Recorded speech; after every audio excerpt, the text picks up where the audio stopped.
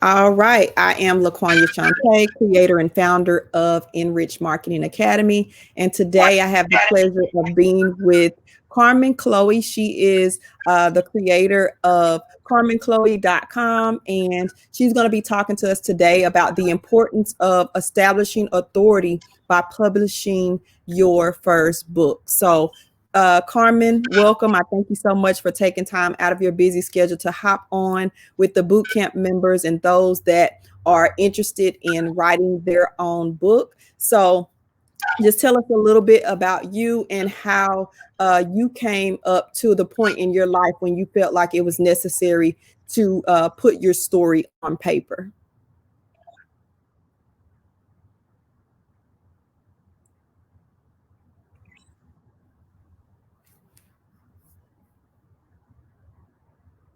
Carmen, are you there?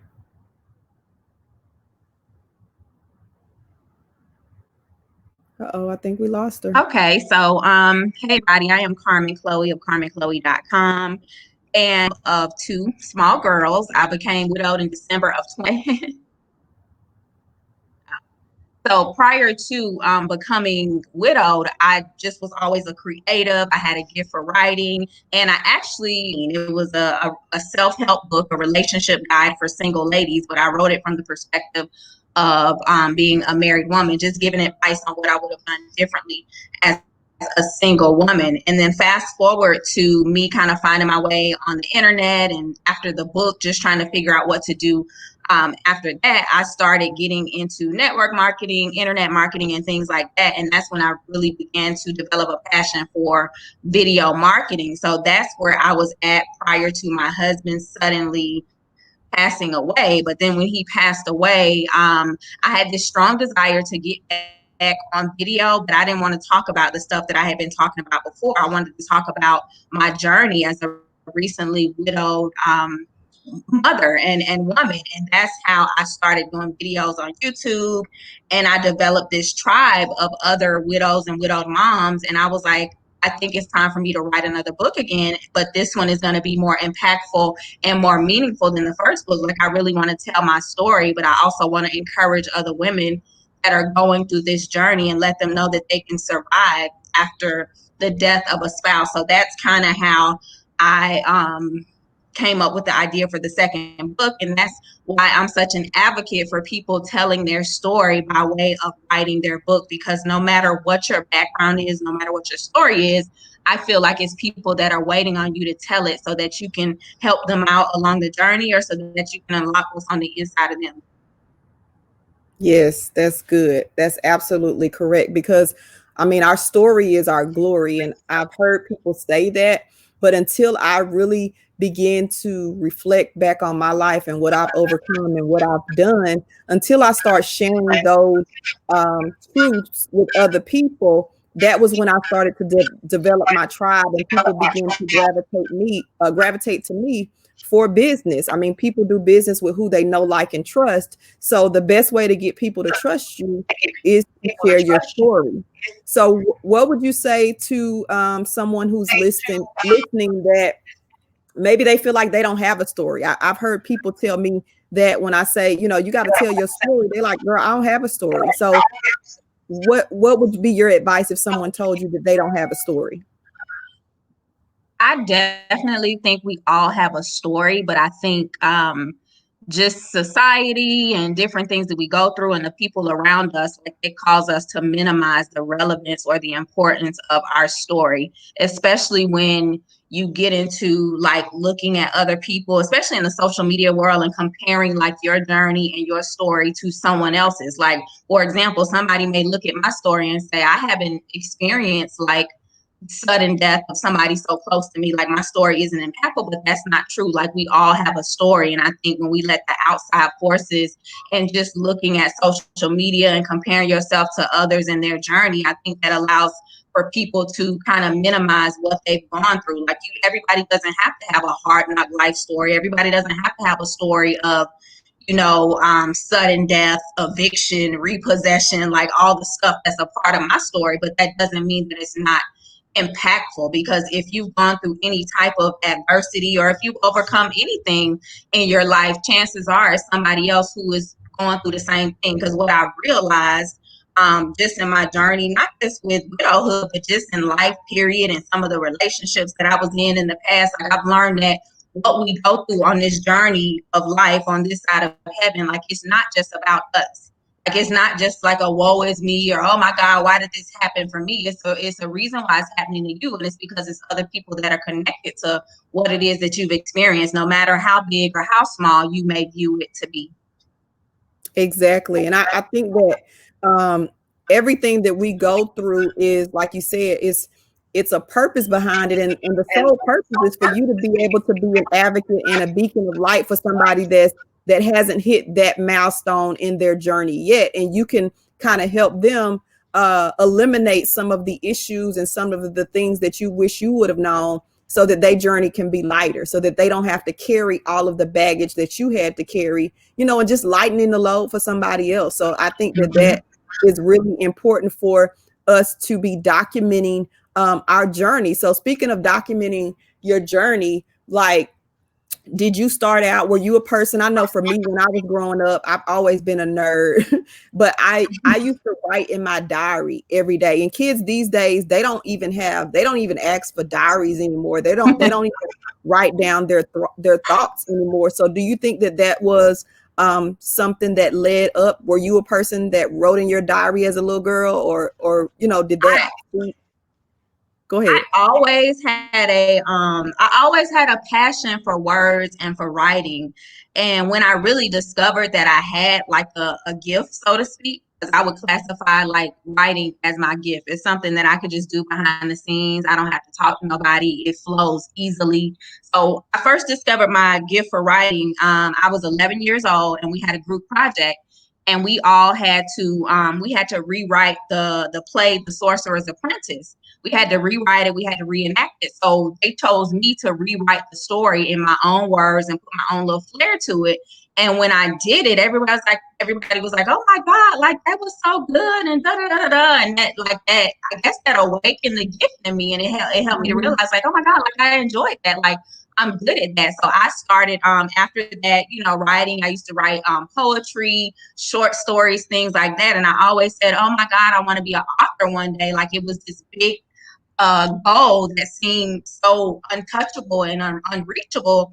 And what happened is, just like in life, something happens to kind of push you towards where it is you're supposed to be. What happened is, I was a teacher for many years, and then due to like some issues with my certification, I couldn't teach anymore, and I no longer had my career as a teacher. It happened suddenly. I had just gotten married, had just had a new baby. We had just closed on a new house, and I was like, oh my God, like I put all this blood, sweat, and tears into this career, and they're telling me I can't do it anymore unless I go back and get another degree. And I was like, I'm not getting no more student loan debt. I didn't want to get the debt that I got, so I ain't doing that. So Mhm. at that time, I was at home with my new baby, and at that time, my late husband, like we were pretty straight financially then.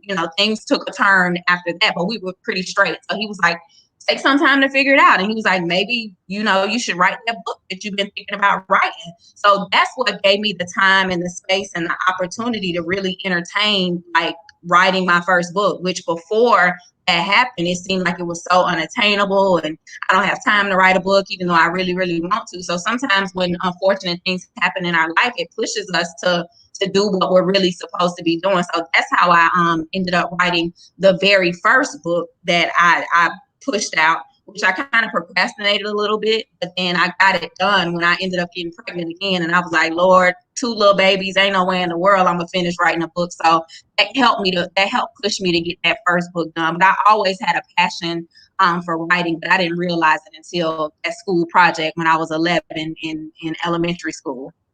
Yes, and that's crazy because you have made me, it was a trigger there because I used to write poetry.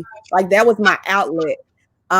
Whenever my husband, before he became my husband, whenever he Mm-hmm. would piss me off, I would write poetry. Like anything Yeah, that yeah, happened, yeah. I would write poetry. And I really lost sight of that. Like I don't even think about doing that anymore until you just brought that up. Like that used to be my release. I would write, I would put together words, and people would be, when they would read it, like they Mm-hmm. would be like, wow, this is really amazing. Like that, Mm-hmm. I knew early on that that was my gift. Yep. Yeah. So that's really like what we do as a child. It really shapes us unconsciously, and we have no idea that it's shaping us. And it comes full circle every time, but it shouldn't have to take so long for us to say, you know what, this is my gift, and I need to Yep. be. Because if you knew that that was your gift, you probably would have been a journalist than a teacher instead of a teacher.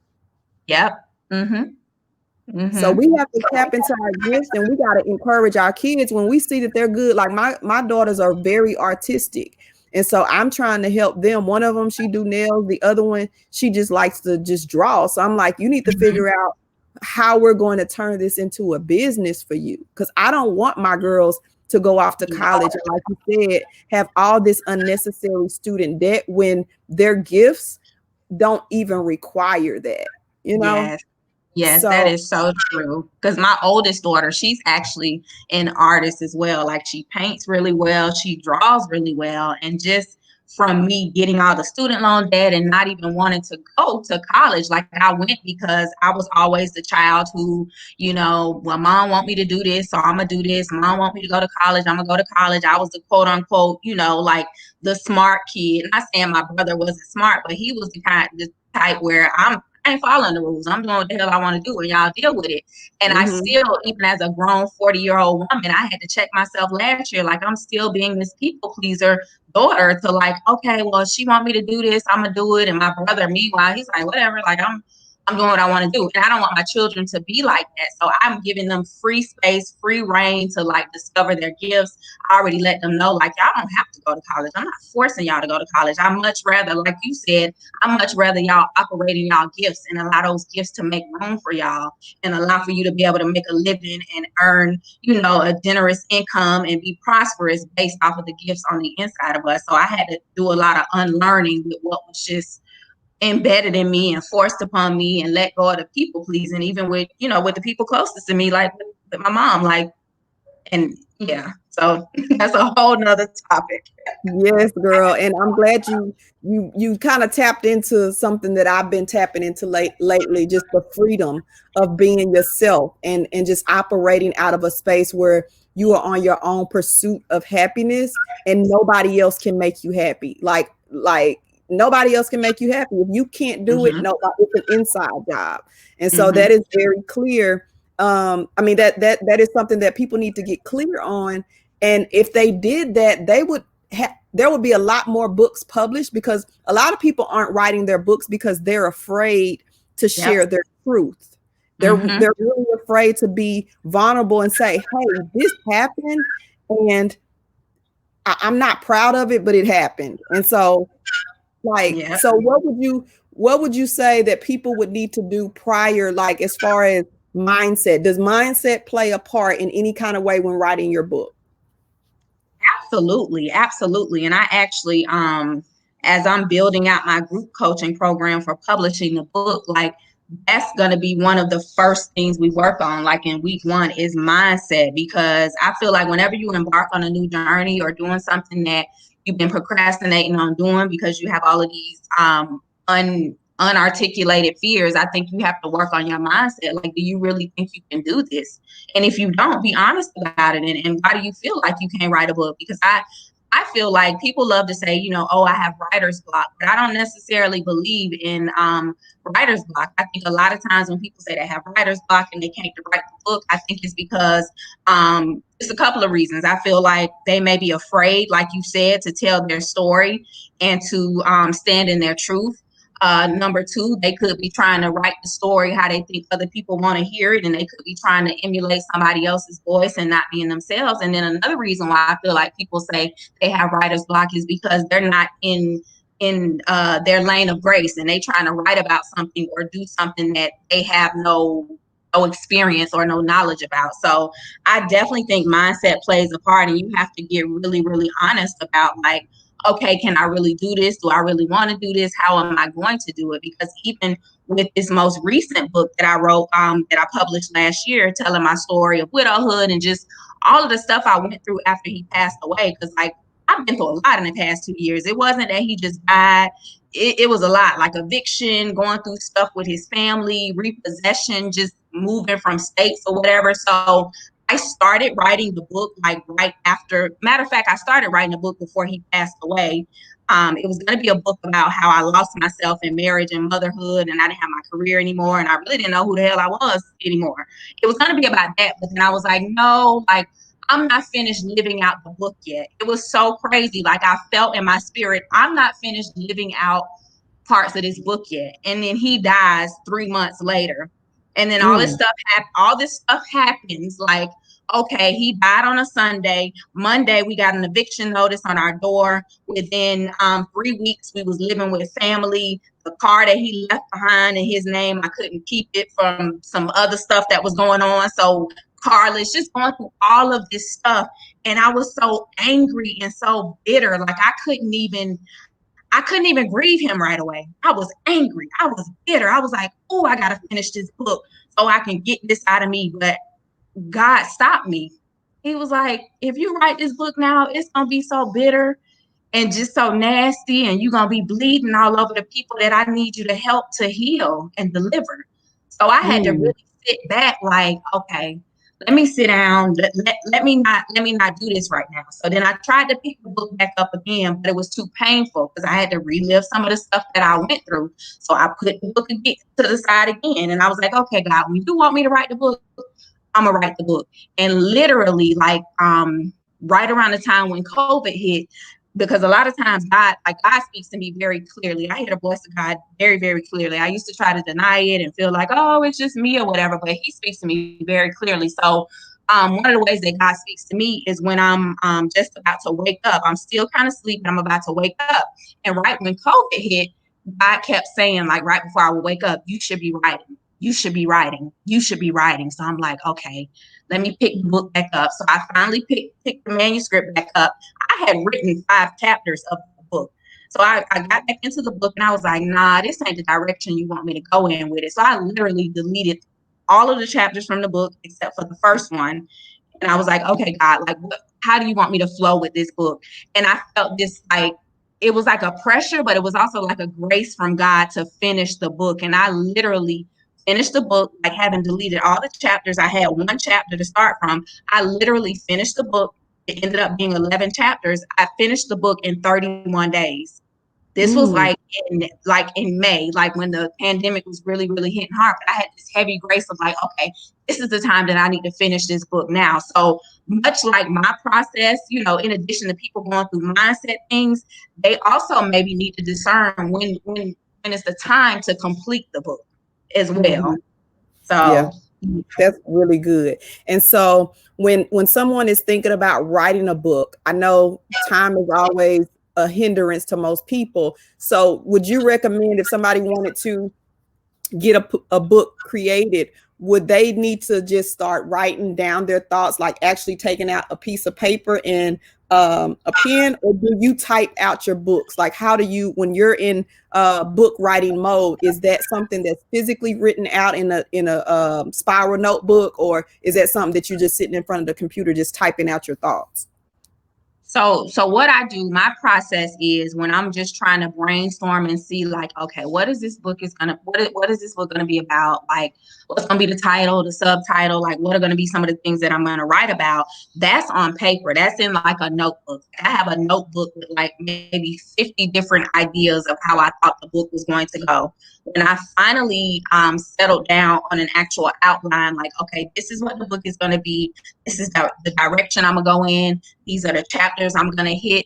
That's when I take it to my laptop and I start typing chapter by chapter. And then if I have ideas that'll come to me and I'm like out and about or something like that, I'll put them in my notes in my phone, and then I just send it to my email and add it to the book. So initially I start off with pen and paper, just kind of outlining and getting my ideas on paper. But then like the actual manuscript, I type that up.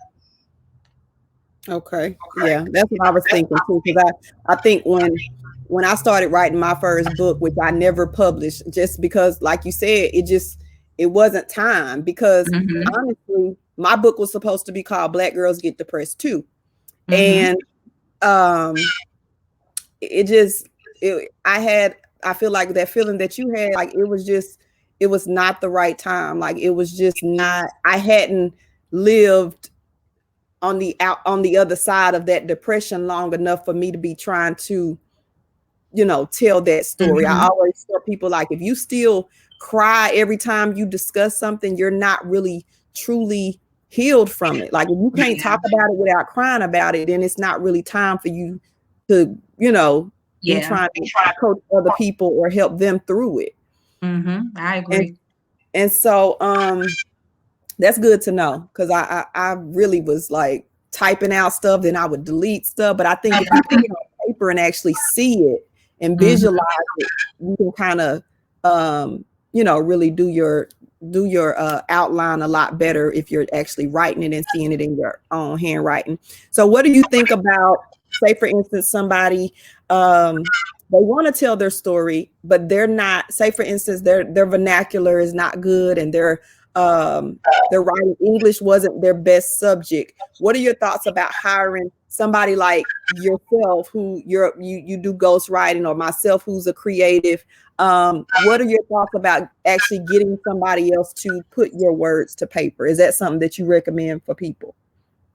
I definitely recommend it if they feel like they just can't, formulate their ideas. But um, keep in mind that when you finish your book, like you want to get it edited, and there's different types of editors. You have editors who will like people who feel like they don't write that well, or you can't really, decipher what they're trying to say. They have developmental editors where they can grasp what the person's trying to say, and they'll add that to the editing. And then you have editors where, someone like me who's a natural born writer, but I wouldn't edit my own book just because you need another set of eyes. Like they don't have to do that much work to my book other than just making sure that, I didn't miss anything and just doing the formatting and stuff like that. So it's two ways they can do it. If they just feel like they don't want to do it at all, they can't do it at all, they can hire a ghostwriter. Like I'm definitely, I'm a proponent for ghostwriters, although I haven't stepped into that lane yet because I'm like, I don't know if I want to write nobody's book for them. I don't know if they're gonna be willing to pay me enough to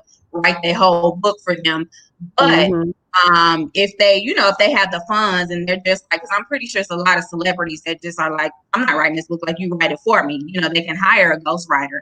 But if you can at least like formulate your ideas, I would say do that, and then get with somebody who can pick up on your voice, an editor that can pick up on your voice, and then they can just do the developmental editing for you. Yeah. And that's you said a key thing. You don't know if people are willing to pay you the price in order to do that, because people, especially people that are in our space, like we literally sell our minds. We sell our intellectual property. And when Mm-hmm. you do that, people don't put value on that. They can't understand that, girl, you can't expect me to write your whole book for $50. Like Okay. we're not doing that, sis. Like that's a premium service. Like that's a $5,000 service. Yes. Like, Yes. Mm-hmm. no, we're not doing that. So, you do offer those services, but your course, let's talk about that, the program that you're putting together. What are your expectations if somebody is coming to you in regards to publishing their first book? What would you expect them to leave with? Would you be just giving them like the framework, or are they going to be ready to publish when they're done with your project? I mean, with your program.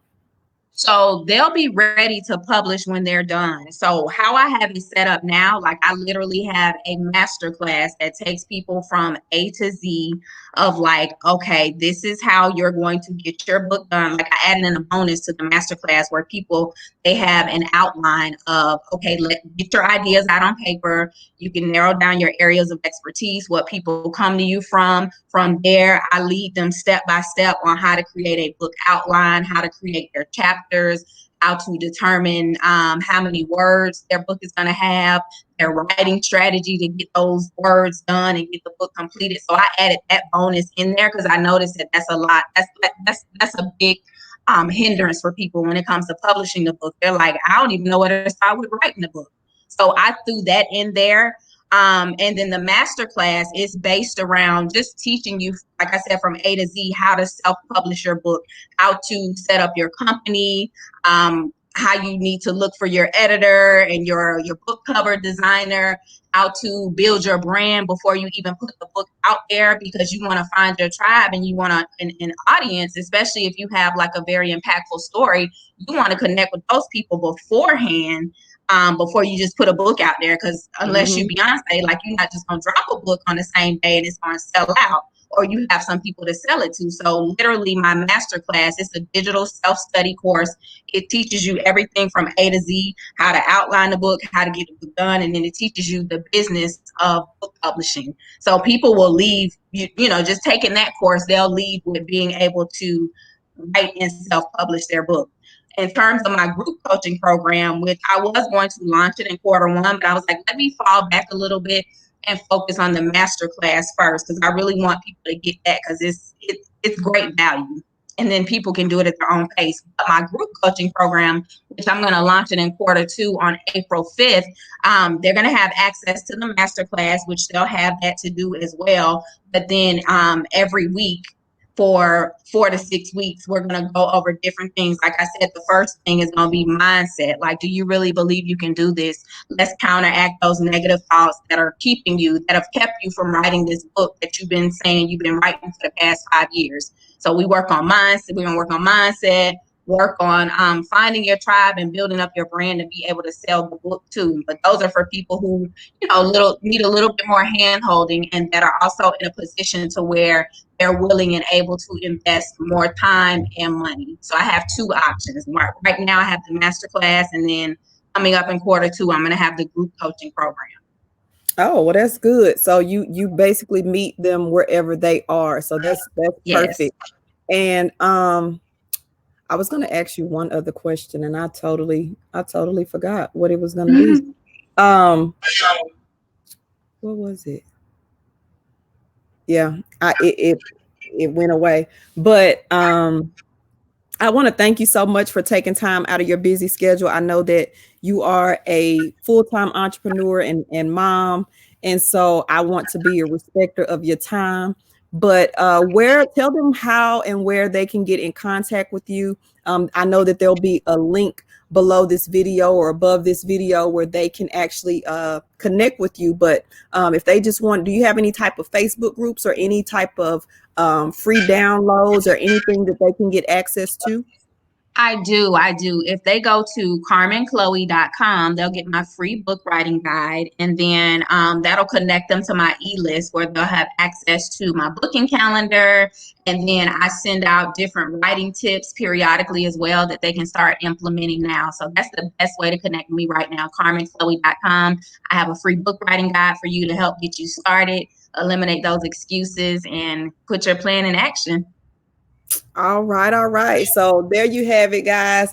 Carmen Chloe, book publishing coach that can help you take your ideas and turn them into income if that's what you choose to do. It just came back to me what I was going to say to you. I heard a Mhm. lady.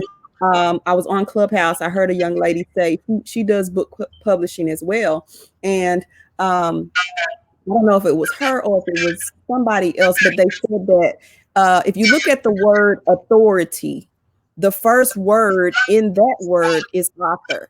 So if you are looking to build your authority or build your business online, publishing a book is a great way to give yourself authority in your particular lane or your niche, to let people know that, hey, I feel like you may not think I'm a guru, but I think that I'm Mhm. qualified enough to speak on this topic. I think Yeah. that I can help you overcome something in this space. So do you agree with that? Do you think that the book will build authority? Absolutely, absolutely. I think it definitely builds authority.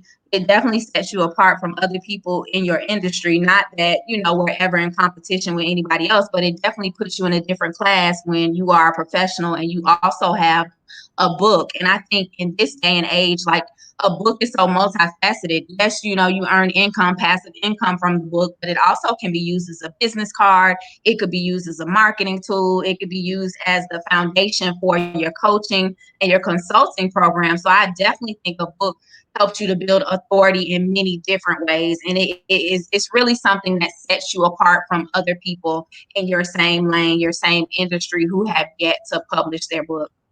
Yes, and that's so what you said about the book being your business card. Like that's what you should be focused on investing in. If you get a book, and when we talk about a book, it doesn't have to be an autobiography. Like it should not Mm-hmm. be an autobiography. Nobody Mm-hmm. cares that much about Yep. your story. They Yep. want to know Yep. what you went through, that they are going through, that you like you got the cheat code. They want the cheat code to Mm-hmm. whatever you went through and how you got through it. And so don't think that your book gotta be this long hundreds and hundreds of pages. It could be just a Right. short 10-step guide to overcoming this, and this. And you give Mm-hmm. people a little bit of your story, a little glimpse in your world and what you did to overcome that. Like your book does not have to be so in depth. Like Yep. Yep. it does not. So that's great. Your book is your business card. Like y'all keep that in mind this year when you're thinking about what you should write about. It could be something that people always come to you for. If you cook good, create a cookbook with your Mm-hmm. recipes in it. Like Mm-hmm. it doesn't have to be your story. It could be, I'm grieving for my grandmother. I could go to her house and try to find some recipes and say that I'm selling my grandmother's cookbook, with her Yep. picture in the Yep. front or something Mm-hmm. like that. So it doesn't always have to be your life story if you feel like people aren't interested in that, but you do need something that does signify authority if you're trying to build an online business. That's just my belief. I Absolutely. have definitely dropped the ball when it comes to that, but just having this conversation with you has kind of helped me really unpack some of that because I feel like I wasn't ready. I wasn't Mm-hmm. truly healed and I wasn't really in the place for me to be using my voice in that way because it probably wouldn't have came off as I had intended. So Right. Right. that's really good. So I thank you again for hopping Thank on with me you. today. You guys, definitely connect with Carmen, book a consultation with her if you're ready to really start to implement her strategies and learn how to turn your idea into a book. She'll be more than happy to help you with that. So thank you again, Thank Carmen. you for having me. This was so amazing. I love this conversation. Yes, it was really good. It was really good. And I'm excited to see some of the students that actually tap in with you and get those books published because that is the whole reason why we are doing this boot camp is for Mm-hmm. us to help people in whatever place in whatever area they are in their life. Yeah, I'm a network Right. marketer, but everybody is not a network marketer. Some people are authors, some people are artists, some people are, Mm-hmm. cooks and like my whole existence is for me to help people tap into whatever it is that your God-given gift is and you Mm-hmm. monetize that. If everybody is allowing their gifts to make room for them, nobody should be broke. People Yes. are broke and people are in a recession. I'm not in a recession, but there are people that I are know in a that's right. recession strictly because they're not allowing their gifts to make room for them. Mm-hmm. They're doing what they gotta do instead of what they should be doing. Mm, And that's good. that's I mean, that's the whole purpose of me having yourself and just other entrepreneurs who are behind the scenes that really don't consider themselves as influencers, but they are Yeah. influencers. And so I just want to give people a platform for their voice to be heard because the creatives, people like you, people like me, we are the ones that really change the world. We are the ones that Yes. really impact people to change their lives, but it's not televised. Yeah. And a lot of times we're not looking for those recognitions, but sometimes it's great to get them. It's great for Yeah. people to say you changed my life because that's the Mhm. kingdom work, right? That's the Yeah. real For kingdom sure. work. For So sure. so I thank you so much for just having the boldness. I always talk about boldness and authenticity, and that's what I build my business on is just helping people find themselves and understand that thoughts become things, and you can do and have and be whatever you want to be. Whatever you choose to be is absolutely what you have the ability of doing. So thank you so For much, sure. Carmen. Thank And you. You guys, if you have not enrolled in the boot camp, if you're not seeing this inside of our paid portal, then you can go to www.enrichmarketingacademy.com and secure your seat. We do have discounted pricing for the first 100 boot camp members. So hopefully you will go ahead and take action and get access to that discounted pricing. And I hope to see you on the inside. Bye.